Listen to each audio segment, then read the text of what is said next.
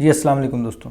जी दोस्तों, अब हमने करना है कि हम आएंगे अपने कोड एडिटर के अंदर। हमने अब जो डाटा इस टेबल के अंदर शो करना है, जो हमने डाटा यहाँ पे इंसर्ट किया ना अपने डाटाबेस के अंदर, इसको हमने शो करना है टेबल के ऊपर। तो इसके लिए आता हूँ अपने कोड एडिटर में। कोड एडिटर में आपने जो आपके जो लगा हुआ ना होम डॉट राउट, यहाँ पे नीचे आना है। ये पोस्ट वाला ऊपर हो गया। अब यहाँ पे नीचे कमेंट लग करो और यहाँ पे लगा दो कि अब मैंने अप्लाई करना है गेट वाला। तो इसको एक छोटा कर लेता हूँ ताकि हमारा कोड क्लियर हो जाए।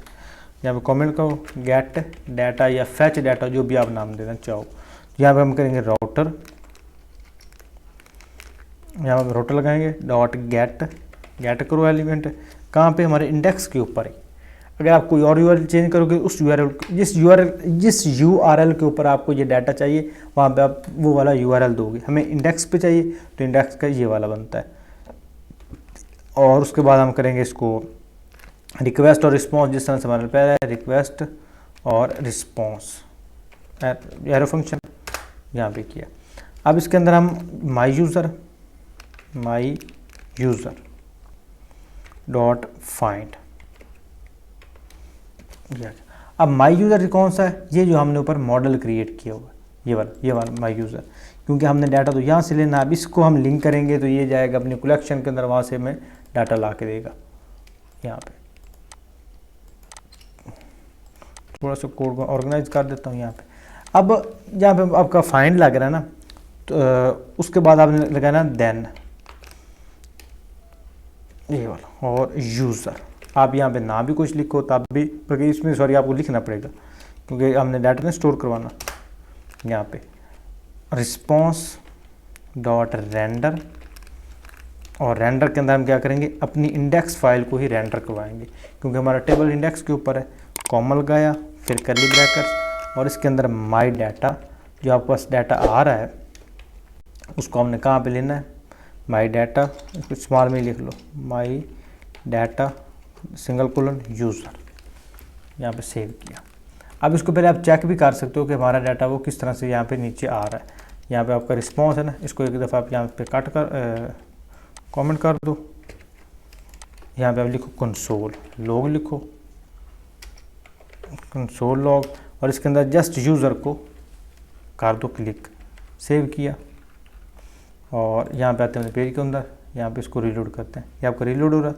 अब आते हैं कोड के अंदर, तो इसको थोड़ा सा हम ऊपर करते हैं यहाँ पे। अब भी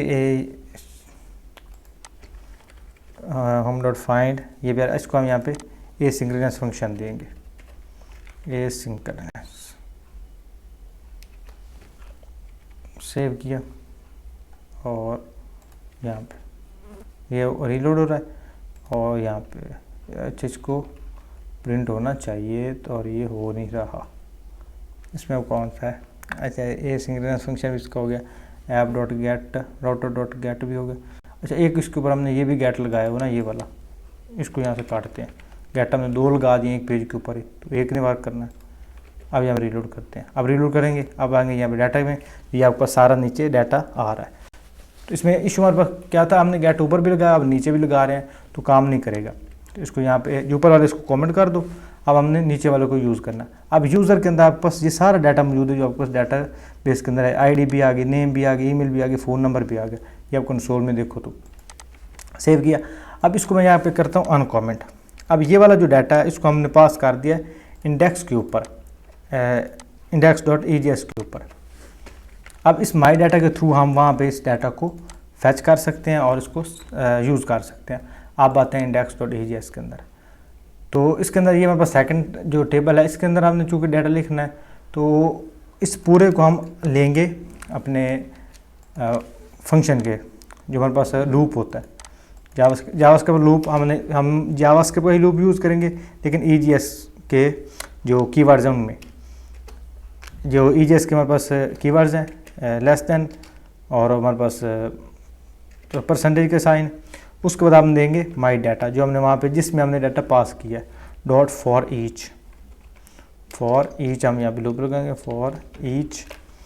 और यहाँ पे हम इसको नाम देंगे यूज़र दे देते हैं, यूज़र दे दो, और इससे बाहर